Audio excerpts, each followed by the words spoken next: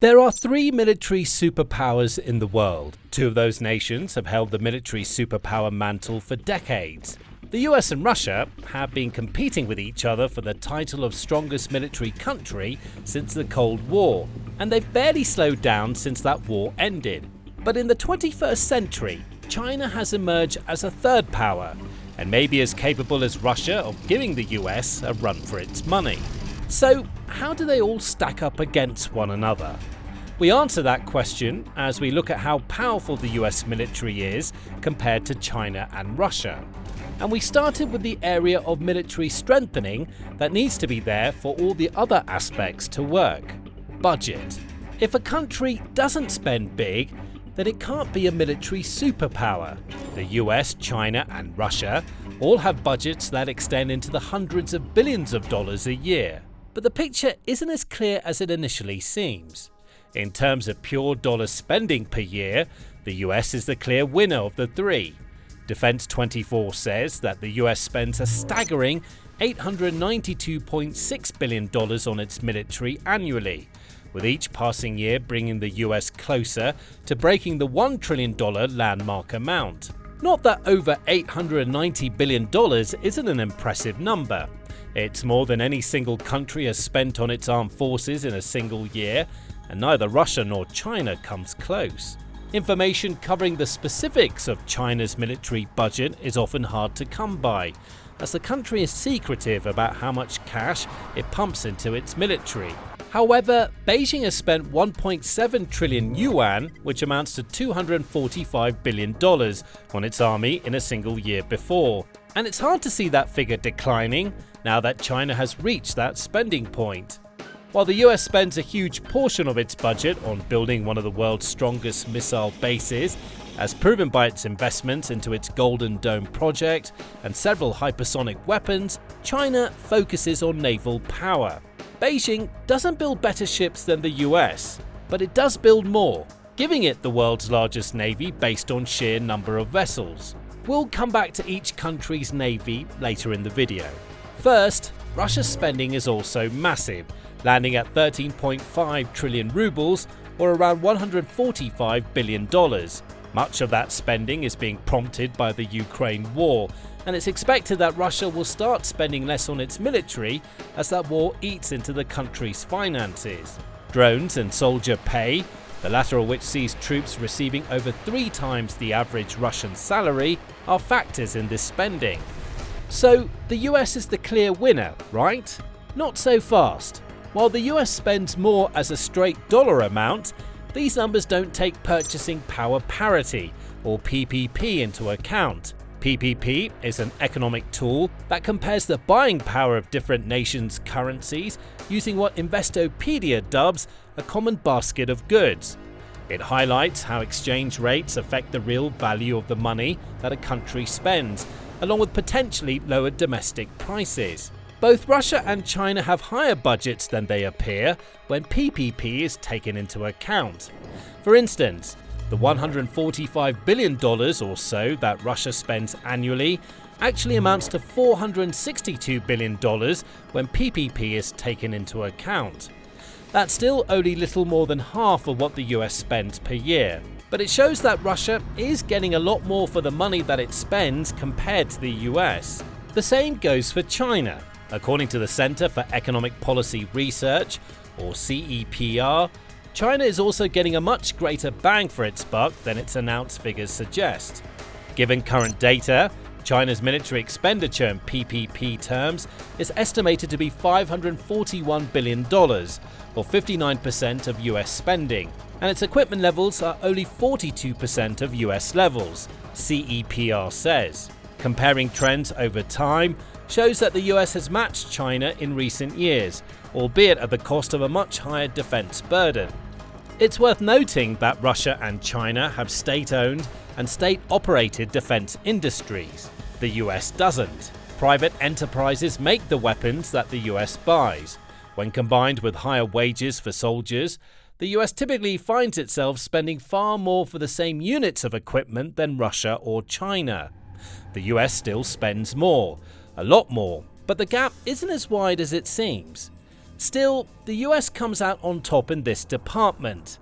But before we go any further, we want to thank the sponsor of today's video, Private Internet Access, aka PIA, the world's most transparent VPN provider, trusted by over 30 million users worldwide. PIA is a leader in online privacy. Whenever you browse on an unprotected device, you're transmitting a great amount of information out into the open, which can be viewed by various different entities before reaching the website. VPN hides your IP address and encrypts your internet connection, shielding your data from your ISP, network administrators, and even government surveillance. Without a VPN, browsing online is a lot like sending a private message to a group chat. Everyone can see what you're doing. But with PIA, your activity is protected inside a secure, encrypted tunnel. Their no-logs policy has been proven multiple times in court and verified by an independent audit conducted by Deloitte, one of the world's leading auditing firms. Beyond security, PIA offers real freedom online, whether you're traveling abroad or just trying to access content not available in your region. PIA has you covered with servers in over 91 countries and all 50 US states. It also supports P2P file sharing and works with all major streaming services, so you can enjoy more content from anywhere. I personally use PIA while gaming to connect to local servers and reduce latency. It's also great for unlocking region-specific content across platforms like Netflix, Hulu, and more. PIA is available across all major platforms: Windows, macOS, Linux, iOS, Android, and more. And with just one subscription, you can protect an unlimited number of devices at the same time, perfect for securing your entire digital life.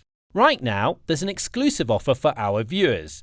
Go to piavpn.com/themilitaryShow, also in the description, to get 83% off private internet access, bringing it down to just $2.03 a month. Plus, you'll receive 4 extra months completely free. And if you're still on the fence, they offer a 30-day money-back guarantee, and 24/7 customer support is always available to help. So go try private internet access right now. Your privacy deserves no less, and with PIA, you're in good hands. But what about tanks? Defense24 quotes France's Institut Français de Relations Internationales, or IFRI, as stating that tank warfare is one area in which the US falls behind. It has 4,140 tanks in its stockpiles, the IFRI claims. That doesn't match up too well to the 4,700 that China has, or the 5,630 that Russia brings to a war. Russia would have had an even bigger tank advantage were it not for the Ukraine war. Ukraine's Ministry of Finance claims that over 11,300 Russian tanks have been destroyed in Ukraine since Vladimir Putin launched his invasion. Russia's tank stockpiles used to be in the tens of thousands, so 5,630 is a small number in comparison. Manufacturing issues also plague Russia, as tank production in the country has fallen off a cliff. Euromaidan Press notes that Russia has burned through its Soviet-era stockpiles, and the country's largest tank manufacturer has instituted mass layoffs. That particular manufacturer builds T-72B3 and T-90M tanks, the latter of which is Russia's most modern main battle tank, and it's struggling to meet Putin's production quotas. China doesn't place quite as much importance on tanks as Russia, though it still builds them in vast quantities. Quantity trumps quality for China, as the National Interest reports. The outlet notes that most of China's tanks are already old, with its Type 59s and Type 69s having been directly copied from the Russian T-54 that was built during the 1950s. China does have the Type 99, which is a solid tank by all accounts, but the tank has never been combat tested or exported, so its true capabilities remain unknown. There's also a caveat here. While the US comes third in a straight tank battle, you also have to consider the circumstances of a potential war between these three countries. If Russia or China wants to reach the US, the former has to cross the Atlantic Ocean or force a path through a well-guarded Alaskan choke point, while the latter has to sail across the Pacific Ocean. Chinese and Russian tanks have a lot of water to cross before they could reach the US. meaning their numerical advantages might not amount to much unless the US engages either in a solely ground-based battle. And there's no reason why the US would do that, because it's the clear winner in the next category: combat aircraft. The US has 3,068 combat aircraft, which is a long way ahead of China with 2,220 and Russia, which is just 1,052. The outlet does specify what the term combat aircraft means, though it's likely that these numbers account for active fighter jets, bombers, attack-type aircraft, and attack choppers. Support aircraft, such as aerial refueling tankers that allow combat aircraft to fly further and longer, are also not accounted for, with the same going for troop transports and similar aircraft. The US comes out on top in those departments too. At least, that's according to military aggregator Global Firepower, or GFP. If we stick with the aerial tanker comparison, as these aircraft are vital to long-range aerial campaigns, China has just 10 of these support airframes compared to Russia's 19. The US is a long way ahead. It has 605 aerial tankers, which tells you all that you need to know about the American strategy in this three-way fight. Get in the air, stay there, and bomb the daylights out of the opponent. The US combined quantity with generally higher quality than its Russian or Chinese counterparts. For example, Russia acts as though its modern fighter jet, the Su-57, is a fifth-generation fighter that can rival the likes of the American F-22 or F-35. Warrior Maven suggests that Russia's jet doesn't come close to either. When it comes to speed, the Su-57's top speed of Mach 2 doesn't match the Mach 2.25 that the F-22 can pull off. As for stealth, which is the area in which the Su-57 is supposed to match the F-35, Russia's jet doesn't even come close. The Aviation Geek Club reports that radars have a detection range for the Su-57 that's between 6 and 10 times greater than it is for the F-22 or the F-35. In other words, Su-57s show up on radar faster and they look bigger. That's not ideal for a supposed stealth jet.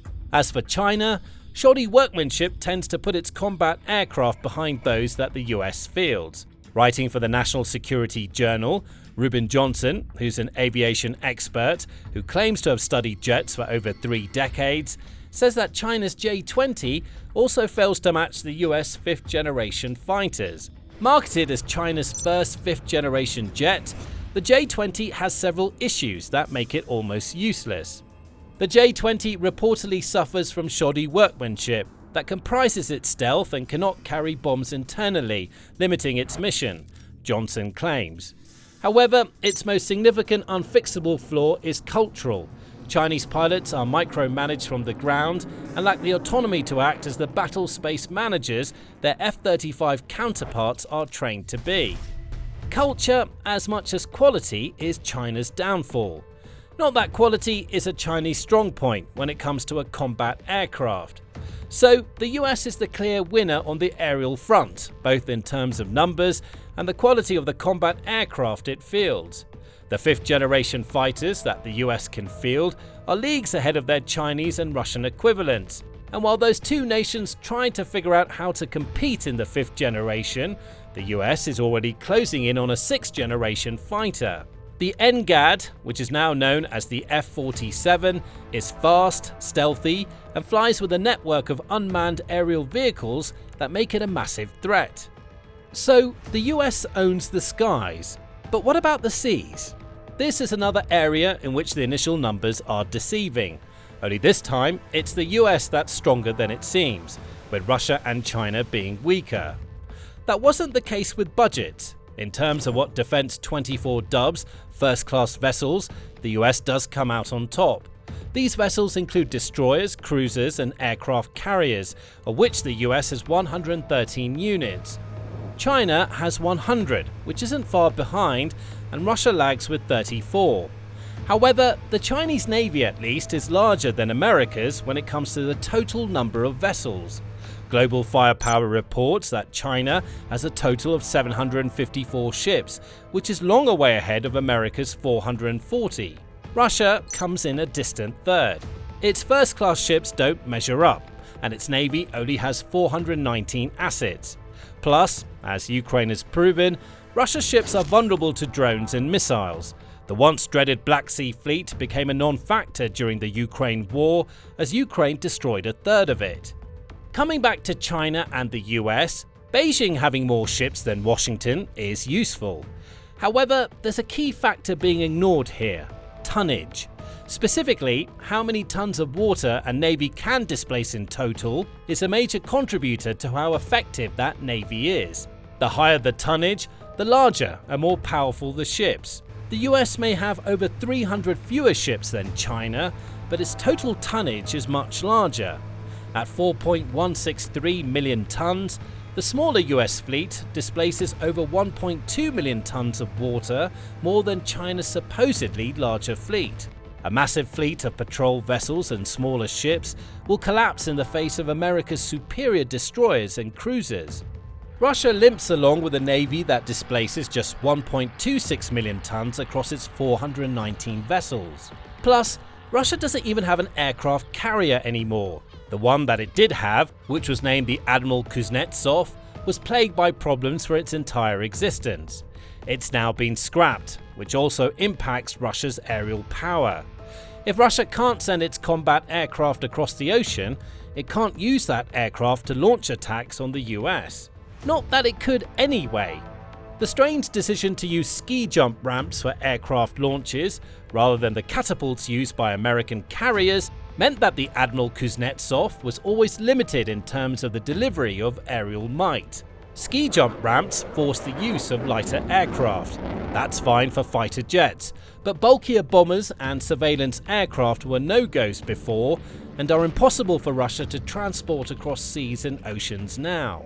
The US may have fewer vessels than China, but those ships are stronger, hit harder, and allow the US to transport more aerial might. However, there is one area where both Russia and China give the US a major run for its money: personnel.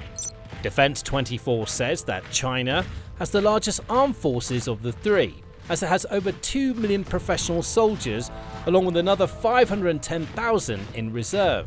The US and Russia are fairly evenly matched, with the former having more active duty soldiers while the latter has more reserves. The US weighs in with 1.3 million active soldiers and 800,000 reserves for a total of 2.1 million. Russia has 1.3 million active soldiers and 2 million reserves, so it has 3.3 million soldiers. All three countries have massive armies in terms of manpower, and according to worldometers, China could seriously press that advantage if it wanted. The resource says that China is the world's second most populated country, with over 1.416 billion people. The US is third in the global rankings, though its 347.2 million people still place it over a billion behind China. Russia, despite its historical reliance on sheer manpower to win wars, is a long way behind. It's ninth in the world by population at 143.9 million. If people alone won wars, China would stand victorious. Its military is bigger, and it has over 4 times as many people as the US and close to 10 times more than Russia. But, as has so often been the case during this comparison, there's a caveat, and it's a pretty important one. Smaller yet well-trained militaries can put up strong fights against larger and untested militaries, and when you add superior equipment into the equation, which the US has in every department, the personnel shortfalls become far less important. China's massive army may be intimidating due to having over 2 million active members, but it's also untested. The Australian Strategic Policy Institute notes that China is entirely unproven in practical terms, which is a serious weakness when coming up against the US or Russia. The US has taken part in engagements in both Iraq and Afghanistan in the 21st century, in addition to being involved in NATO missions and small operations. Russia's soldiers, of course, have years of battle-hardened experience due to the Ukraine invasion. China would be a bigger question mark than it appears to be on the personnel front. As for Russia, direct battlefield experience doesn't mean much when your leaders do little more than feed you into a meat grinder. Russia has burned through many of its most talented soldiers during the Ukraine war, and it's not properly training those who replace these casualties. As the Institute for the Study of War, or ISW, puts it, ISW has repeatedly observed reports that new Russian recruits only receive a month of training before deploying to Ukraine. And this limited training is likely constraining recruits' combat capabilities and the Russian military's overall capacity to successfully conduct complex operations. Russia's army is filled with recruits who are barely trained and only know how to fight the one type of fight they've experienced in Ukraine. The US forces combine the experience that China doesn't have with far more in-depth training and better equipment. So yes, the US has a smaller army than either China or Russia, and it also has less potential to grow that army than China. However, the US may still come out on top because of a recurring theme you may have noticed in this video: quality over or including quantity. It's also not just the numbers that matter in the fight between these three military superpowers. Where those numbers can be deployed is just as important. The US is leagues ahead of Russia and China here because it maintains hundreds of military bases around the world, all of which contain soldiers and equipment. Defense 24 reports that the Overseas Base Realignment and Closure Coalition, or OBRAC, says that the US has between 750 and 800 military bases spread across 80 countries. These include bases in nations like Japan and Poland, which means the US can easily funnel forces in the direction of either Russia or China. Russia has around a dozen military bases and installations in countries like Armenia and Moldova, though these bases often serve training functions as much as they do operational ones. Then there's China, with one official military base in Djibouti, which is a country where the US also has a base named Camp Lemonnier. Global power projection clearly goes to the US, as its hundreds of bases allow it to quickly deploy almost anywhere in the world. That may not seem important until you realise that this means that the US can attack Russia and China from many different angles, in addition to maintaining a large force on its home turf, which we've already established requires Russia and China to cross oceans to reach. Even the Bering Strait, which separates Russia's Far East from the US state of Alaska, isn't a great option for Russia in a direct invasion. Sure, the strait is just 55 miles wide at its narrowest point, but that just makes it a good choke point that the US could use to obliterate Russia's incoming forces at relatively low risk to itself. Plus, it's cold in Russia's Far East as well as in Alaska, freezing cold to the point that a ground-based assault on the US via the strait would be a bad idea, even if Russia could make a crossing. Finally, there's the weapon to end all conflicts: nuclear warheads. According to the Arms Control Association, Russia and the US are close to evenly matched on the nuclear front, though Russia comes out slightly ahead. It has 5,580 nukes to America's 5,225. China is a fair way behind with 600 nuclear warheads, but it's playing catch-up. The Guardian reports that China is adding about 100 new warheads to its stockpile annually. That pace would still mean it takes between 45 and 50 years for China to catch up to the US and Russia. However, that point is almost moot. If one of these three chose the nuclear option in a war, the other two would quickly follow suit. Then we wouldn't be talking about which of the three is the most powerful. Most of the world wouldn't be talking at all, as the concept of mutually assured destruction becomes a reality. But coming back to conventional warfare, the US comes out on top in practically every department. Even in areas such as tank numbers and personnel, the US falling behind comes with caveats that makes Russia and Chinese advantages less impressive than they appear on paper. The US outmatches China and Russia on land, sea and air. The only thing that could change that situation is American complacency. As for China, it may not be as powerful as it appears, and the issues we've discussed with its military in this video are just the starting point. The Ukraine war has exposed China's military weakness for what it really is, and you can find out more in our video. And if you enjoyed this video, be sure to subscribe to the Military Show for more examinations of the world's strongest military forces.